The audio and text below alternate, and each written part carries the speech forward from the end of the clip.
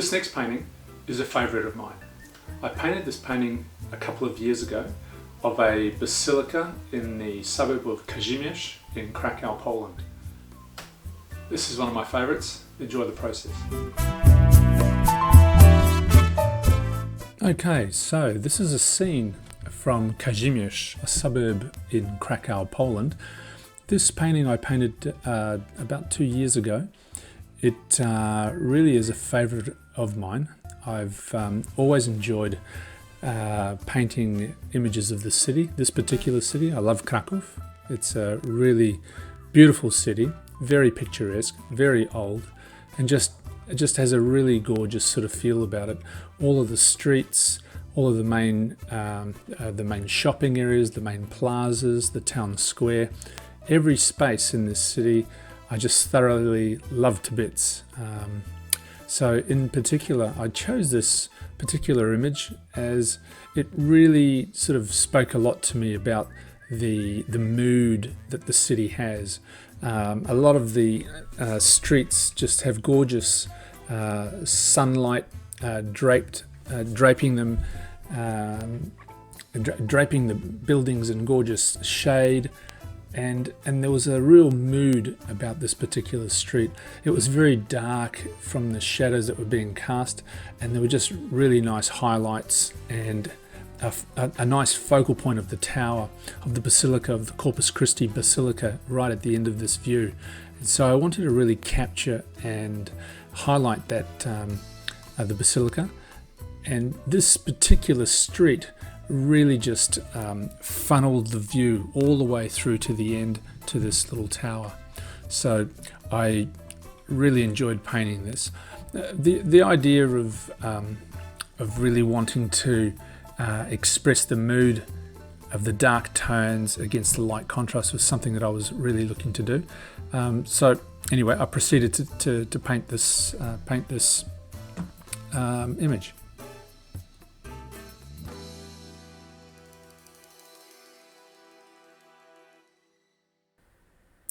This painting didn't really take me that long to do, but using these very large mops with lots of luscious colour, I was just able to very quickly and loosely paint this particular scene. So I'm still working away with my yellow ochres. I'm sort of picking up a few little details here and there, maybe suggestions of some little elements of light that I keep. Going around the car roofs, as I want to maintain a few sparkle edges to the tops of the roofs of the cars.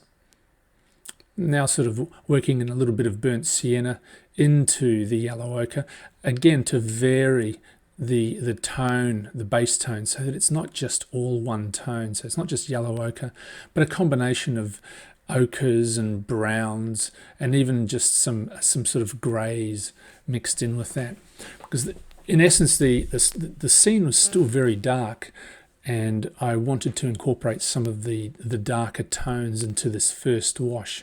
So whilst it was still a very warm painting, by the virtue of the buildings being in that ochre yellow, I really did want to drop in some nice dark tones just to start revealing the light that bounces and bounced off the tops of the roofs of the cars.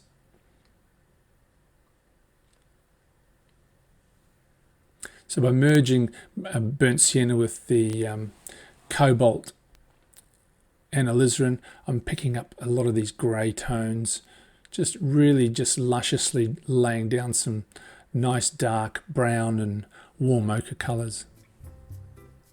Getting a feel for some of the shapes of the figures.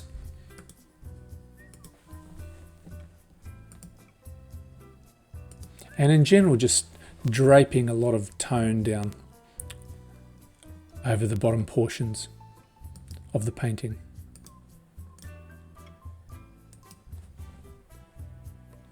Now I sprayed with water. That was really in essence to keep the top part of the painting damp, especially where I put in those light ochre tones. Now in a way, this is sort of reverse to normal, what I normally do. I normally put the sky tones in and work my way down. But in this instance, I've worked in the ochres of the warm tones of the building first, and here I'm just dropping in the cobalt blue in a fairly light tone. The sky here in this particular image is fairly light, so I'm washing the blue cobalt tone down through into the yellow ochre so that I'm not defining any edges in essence. And the only edge that you can see is the edge to the highlighted little rectangle in the middle of the page, and then just dropping in some more burnt siennas, some rich burnt sienna in over the top of the drying yellow ochre and the greys. So again, just it's all just adding to a much richer first layer.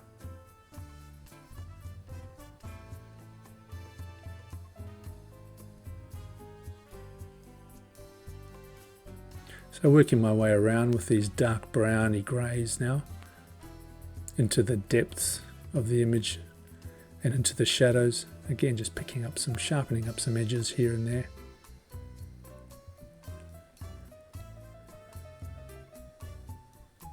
This first layer is very much just about dropping in the main tones. Our second layer will work over the top of that first layer, but really it's just about revealing some of the little highlights, some of the main tones of that first it's almost like underpainting. So I'm sort of really putting down that first general tonal wash.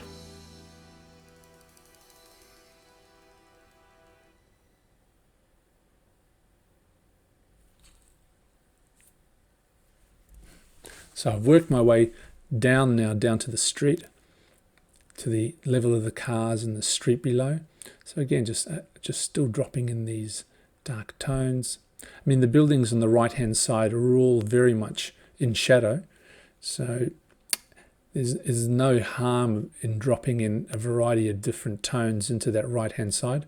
So I'll just proceed to now work my way down through some of the shapes of the vehicles in the foreground, working with different grey tones, cobalt and a little bit of cobalt and alizarin to give me those dark purples and mid purples and a bit of burnt sienna.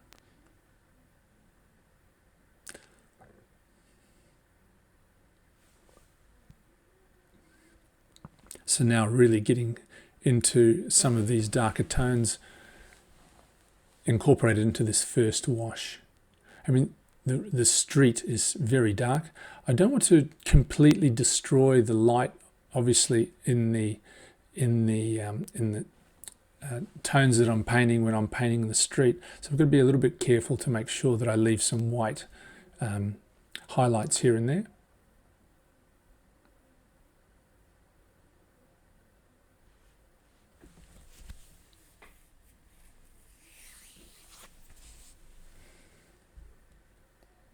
So I'm working with a little bit of neutral tint as well, and working my way with that grey tone up through some of the elevations of the buildings and through the road in the foreground, just to keep that singular, continuous wash over the entire painting. So just picking up some of the higher contrasts with the cars on the left-hand side.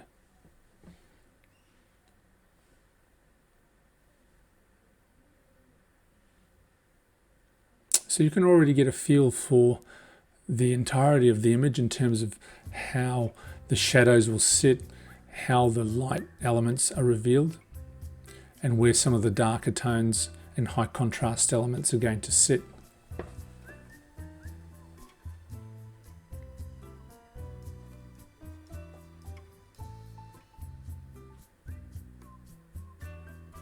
So I'm just lifting the painting just so that I can manage a little bit of a run and help the paint move down the sheet.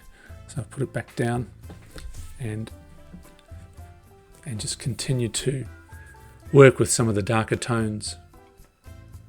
Really try and build a bit of depth into this image. The street is very dark and narrow. There are glimpses of elements right at the end, but generally we're really working into the shadows down towards the end of the street. The end of the street just becomes very dark.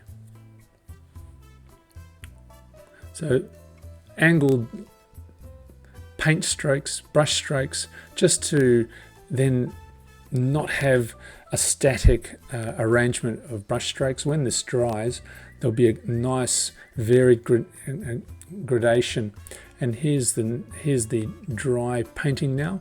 You can sort of see that there's a number of sort of paint strokes that sort of stretch out all over the place on the road at the bottom, and that's just great, and there's a nice sort of variety.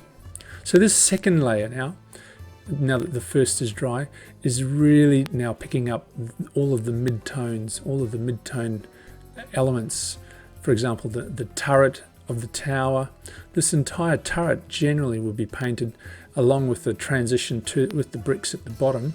The brick elements and the stone elements at the bottom will generally be painted in the one tone. So I'll be painting down through the little turret, revealing all the little pieces of light as I work my way down. I'm still working with a very large mop, so this is a way of avoiding a lot of detail. When you use a larger mop, you're simplifying your ability, and you're reducing your ability to paint any significant details. So rather than picking away at very small little elements, you're really painting in large chunks. So in a way, it sort of compels you to deal with the painting in more of a monolithic fashion rather than too much I suppose smaller delicate detail work. So I'm varying the tones as I work down. Again, the mid-tones don't necessarily all have to be painted in one colour, and by varying it with touches of blue to cool the mid-tones down, or to paint with touches of burnt sienna,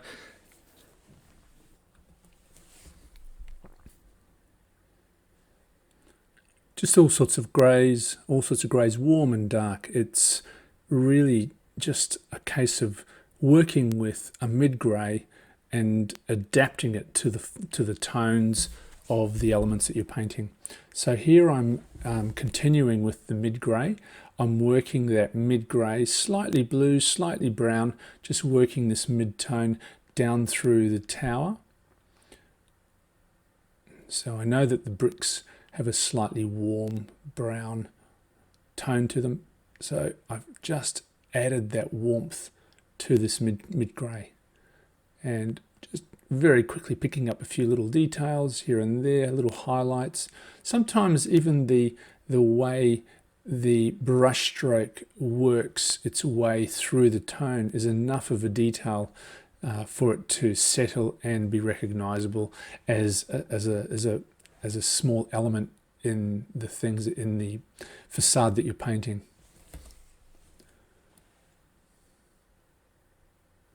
So continuing with the mid-tone brown, grey-brown, adjusting it here and there with slight touches of cobalt, a little bit more burnt sienna, and really just working that adjacent and into some of the other elements. So here I'm picking up something slightly darker, a few little dark roof elements in shadow, and again just merging with the tower tone. Continuing that same tone, I'm picking up in the underside of the eaves of the roof overhang, and moving that tone, just working along the side of the building. I'll start picking up some other elements of the roof, like into the gable area of that roof, directly to the mid-right. I'll just play with some of these other little elements. There's a little tower back there that I'm just picking up a few details. Again, just it's a continuation of that mid-grey brown that I'm just moving across and connecting all of the mid-tone elements.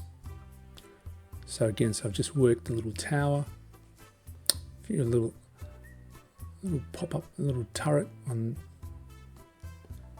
and now an additional soffit to another eaves to another building.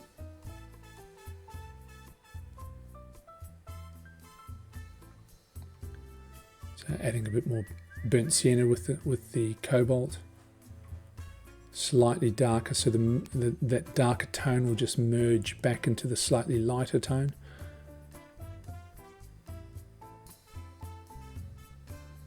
So you can sort of see there's this continuity of this mid-tone just running from one element to another, leaving a few little highlights here and there.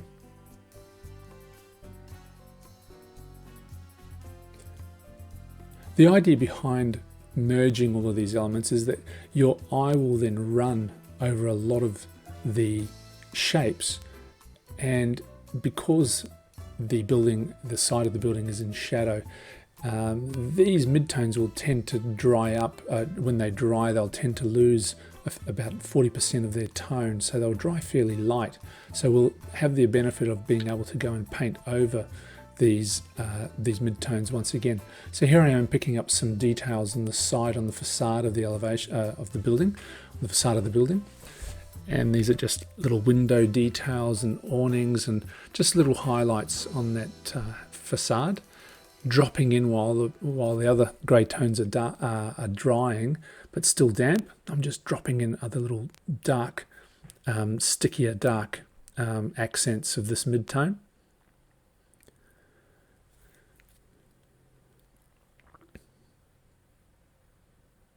Again, trying to capture some of the contrast at the base of the tower.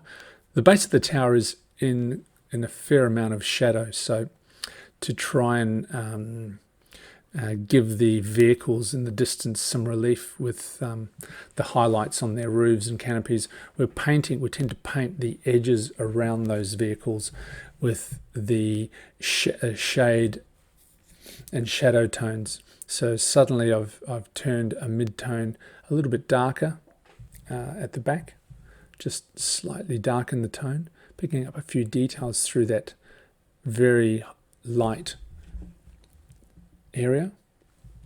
So again, a few little high contrast details with the little reveal of the two windows on that facade. So your eye automatically gets drawn back to the middle of the painting where that high contrast element is. So I'm working here with some a mid-tone burnt sienna. So working a nice warm tone over the existing first wash, which is now a very, very light yellow ochre. So all of the elements that I've painted now so far still allow that the warm glow of the earlier wash of yellow ochre to come through.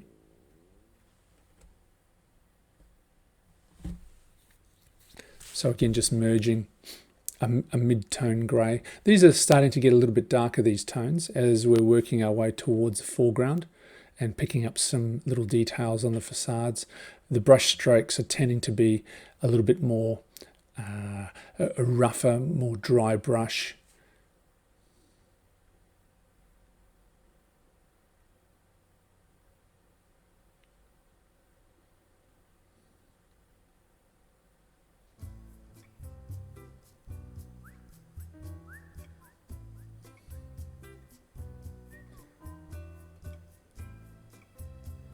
So I'm now working my way to the foreground with a fairly warm second wash. So this is now a mid-tone wash, just to pick up some of the elements that are in shadow.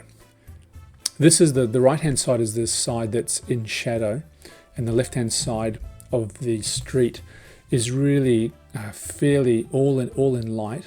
The light's hitting the top side of the building on the left-hand side of the street, and the bottom part of that, those buildings on the left are taking the shadow from the buildings on the right. So we're really just playing with the whole right-hand side of this street being in a fair amount of intense shadow. But without painting, the idea is to not paint the street, the shadow on the left, as fully black or grey, but I'm really trying to explore a lot of the warmth of the stonework to the lower parts of the buildings. They're sort of like stone plinths, so I really wanted to add a lot of the warm orange and burnt sienna tones of the bricks and have them revealed. I don't really want to just have that lost in the greys of the shadows that you'd otherwise see. So some of the windows, some of the shaded windows of the vehicles, again the underside of the cars. I mean, we'll merge a lot of these in with the orange, sorry, not the orange, the burnt sienna of the building, and a lot of the road will again be worked over to really accentuate the shade in which it's in which the road's sitting. So as I'm working my way further down the page, down the image, I'm starting to incorporate a lot of the darker tones and really give the mood of the street a sort of a sense of dark shadow. Again, these tones, once dry, will lose a lot of that initial impact, so that we're not really what we're seeing as painted on dark tones will really lighten up as the paint dries.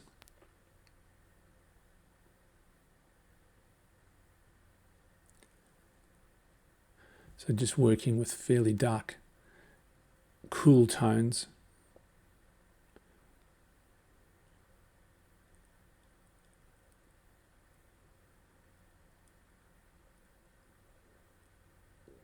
And just some high contrast elements through the middle.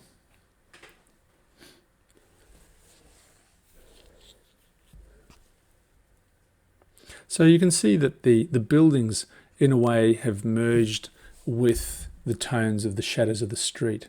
Now I'm picking up some highlights, and by highlights I mean actually painting the shadows of the buildings on the left, the little balconies and the fenestration around the windows and all of the architraves and entablatures on the facade of the building. I'm picking up with a mid grey, fairly intense mid grey, so that we really reveal the high contrast with the warmth of the sun that's going to be beating down on that facade.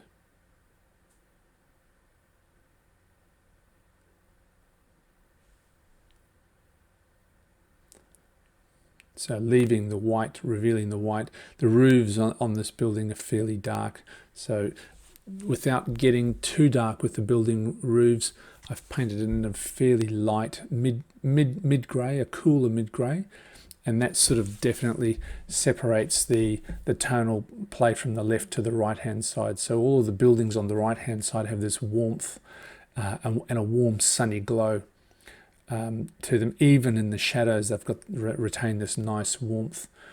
Whereas on the left hand side, with the starkness of the white building, I'm really playing the whiteness of the building with against some fairly strong contrasts.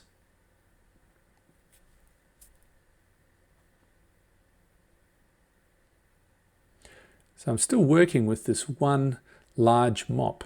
I haven't changed at all through the whole painting process the size of the brush. So it's really been an exercise in this particular painting to fully understand the range of brush strokes that I can achieve. I've been working with, and I continue to work with the very fine point, but every point and every brush has its limitations. I think I'm really working at the very end of the limitations of some of the finesse that this brush can deliver to a page, but that's my challenge in this particular painting, is to try and deliver as much as I can with the one brush, and it's paying off at this stage.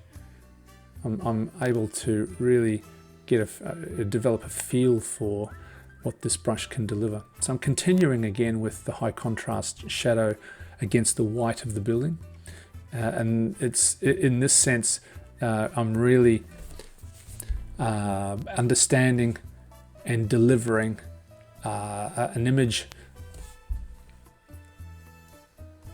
which plays into the hands of the very high contrast and delivery of a very hot sun on the building on the left.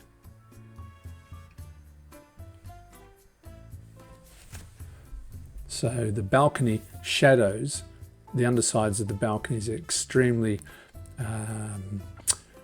sitting in against the white of the balconies, and above the high contrast shadows underneath just seem to suggest a lot of light and a lot of sun hitting those facades.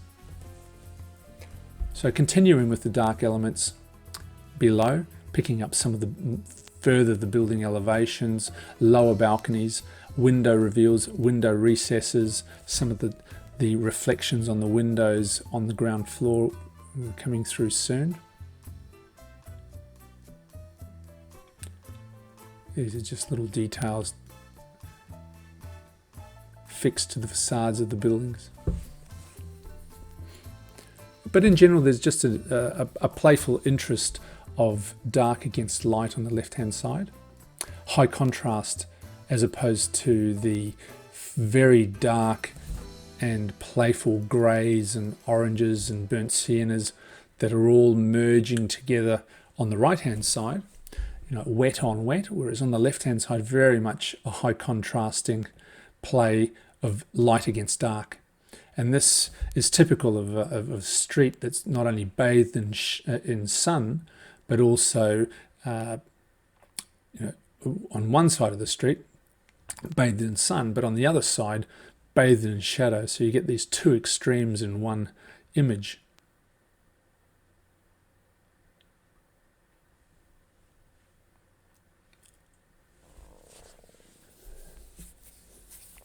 So now working further down lower into the depths of the shadows that actually, even on the left-hand side, are formed by the sun casting the shadow from the right.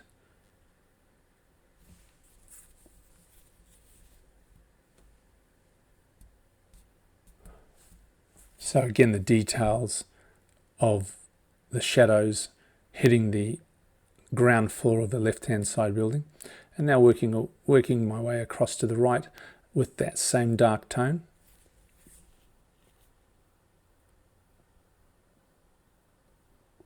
So simplifying the very dark shadows underneath the car. So this dark tone is definitely connecting not only the highlights down the left-hand side of the building, but then connecting around through the road, into the road and the grey blues of the road, and then up the other side to the right-hand side. So there's this continuity of this dark tone.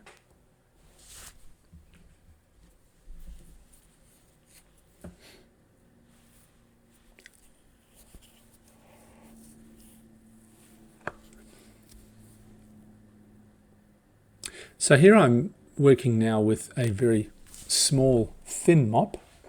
It's one of my smaller ones, and probably time to now just pick up some of the slightly finer details. I've been able to do as much as I can with that very large mop, and now I'm working my way down to pick up some of the more detailed elements. So high contrast, some of the slithers of dark on the left-hand side of the vehicles, and then picking up the underside shade elements of the cars.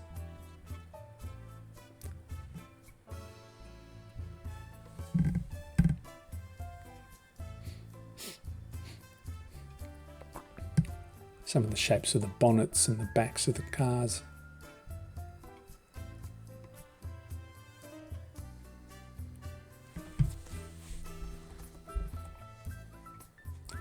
And working my way back through the back part of the drawing to the absolute depths, to the narrow portion between the buildings. There is a tree that's located in between those two buildings at the end of the street, and really this tree comes growing out of the darkness, it's a sort of a winter scene, or at least an autumn scene, as there are no leaves on the tree. So whilst the whole image is very, well, not so much flat, but large tonal areas, there's this one particular detail at the end of the tree which, when painted, and I'll paint shortly, will really be quite a contrast to the other larger, flatter tonal relationships that you can see in the painting.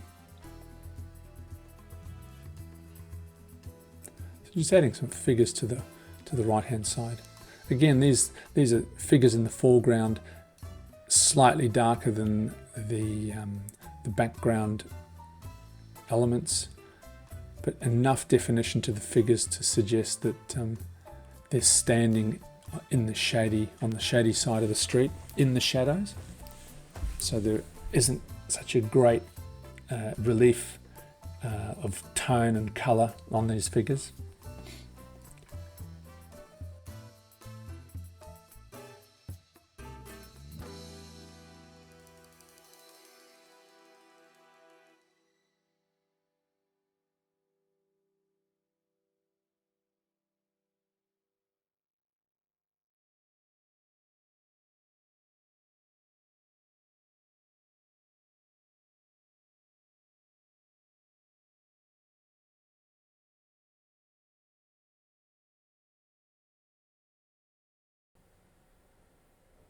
So again, just working through the middle between the two buildings is this tree that I mentioned earlier.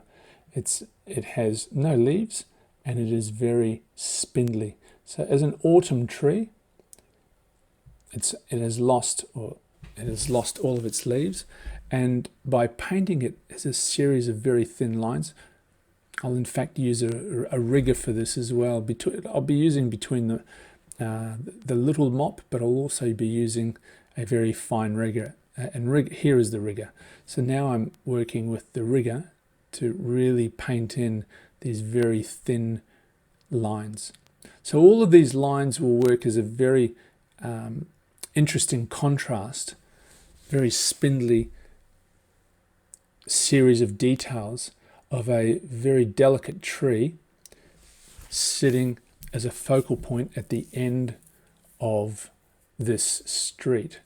And as a detail, it's so different to the flatter rectilinear objects either side of the street.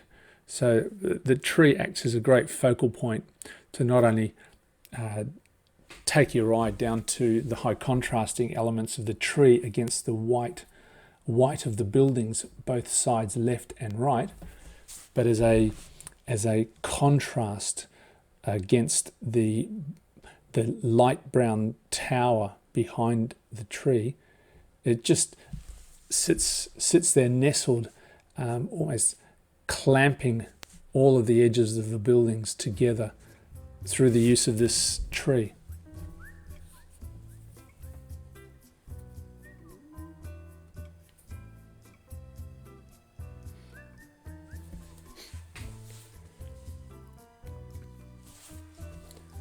So I continue to work the forms, the strokes of the very thin lines, and now's an opportunity to just throw in some of the other high contrasting dark elements that again will pick up on the right hand side. So our secondary tone, our golden browns and our warm luscious browns that we laid over the first ochre wash with our sort of orange and burnt sienna tones, we're now overlaying those tones with some very dark greys. So it would be French ultramarine, alizarin crimson and burnt sienna coming together to make these very dark tones. And so I'm just working my way through, suggesting a few edges, a few details over the forms in the immediate foreground. And these will represent gutters, just edges to plinths, changes of plane, of material. There might be some wires and cables that have been fixed to the outside of the walls. And that's quite often used as it's quite often the way these wires were fixed to the outsides of buildings. So any opportunity to create a little bit more interest by adding some of these mid-darks and dark darks within the shadows always allows the building to take on a little bit more detail, a little bit more interest.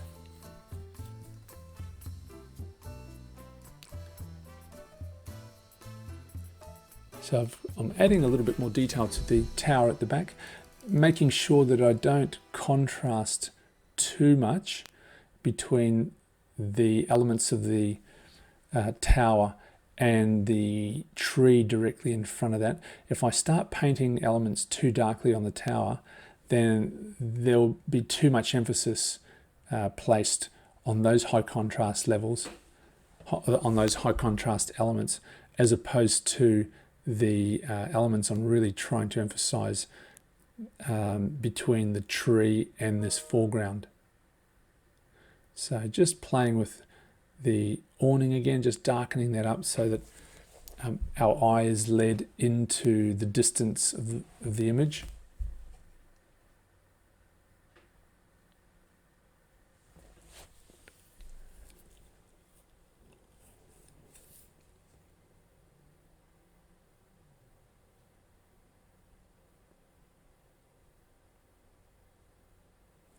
And again, just adding a little bit more burnt sienna to accentuate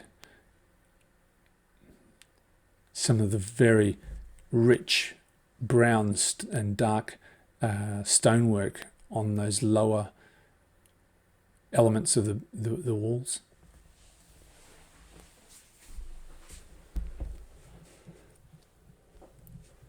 So it's a gradual build-up of tones, gradually getting darker, gradually overlaying, so that the elements that we wanted to maintain as being white in the painting successfully have retained those qualities. And where we need to darken some elements, then this is the right time to start adding those dark elements as the high contrast points within the painting. So again, here's some eaves, some windowsills, some shadows to those eaves and windowsills.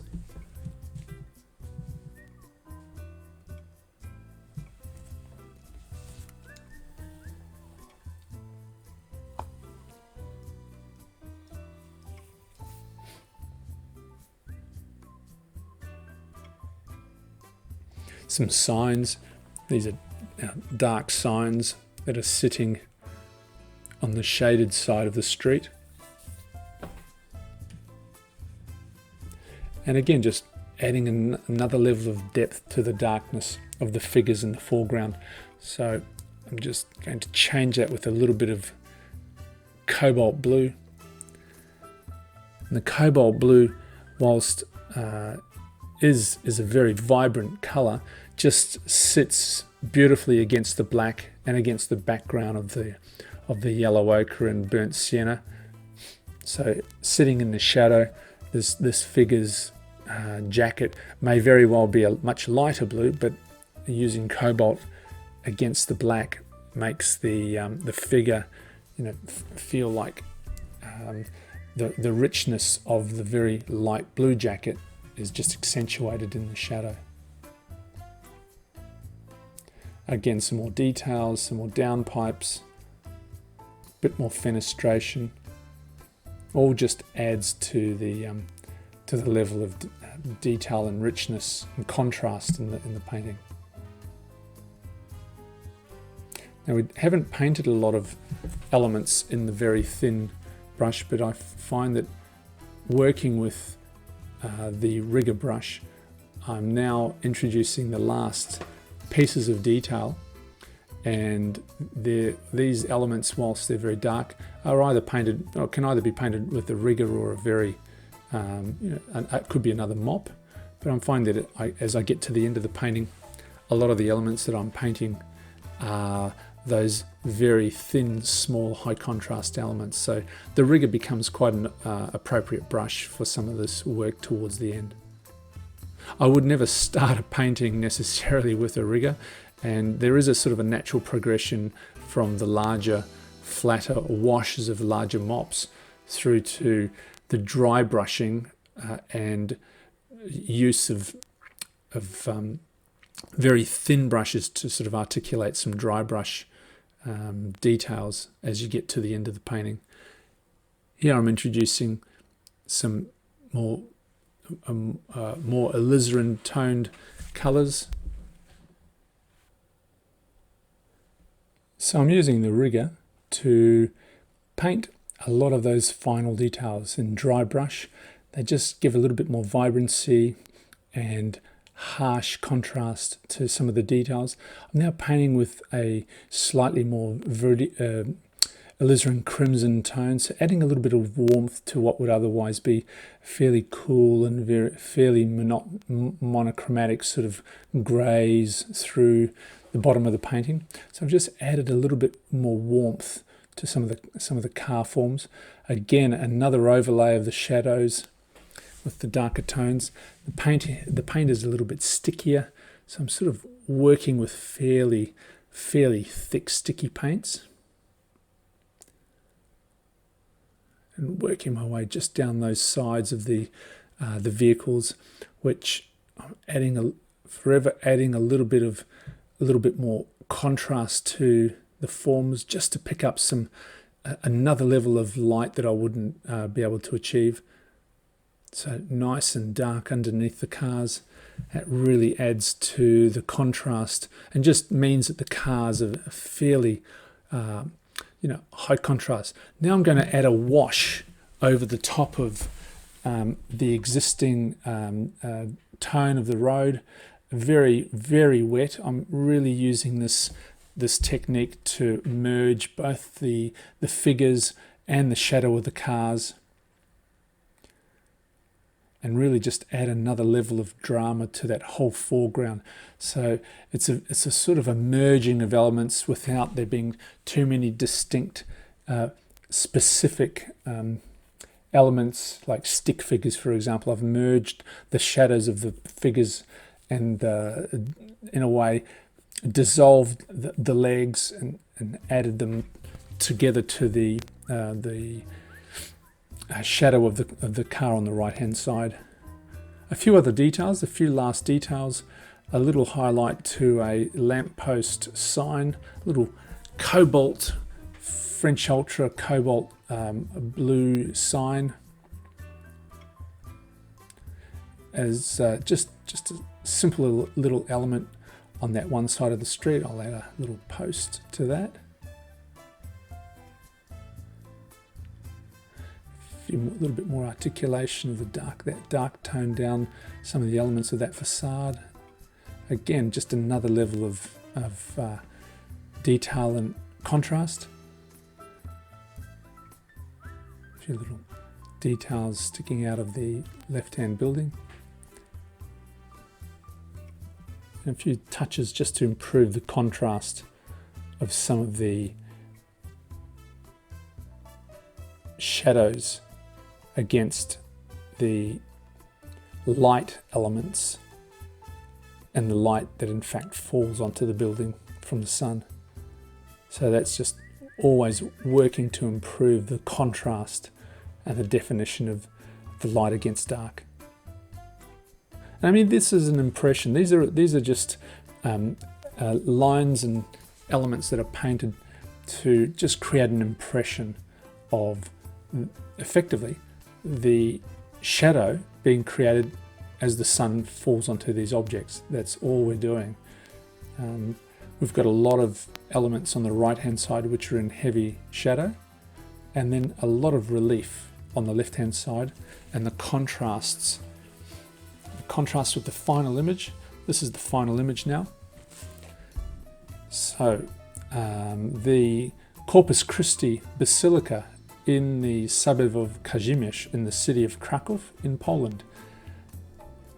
I hope you enjoyed the painting. I hope you enjoyed watching the process. I really like this painting. This is one of my favorites, and thanks for watching.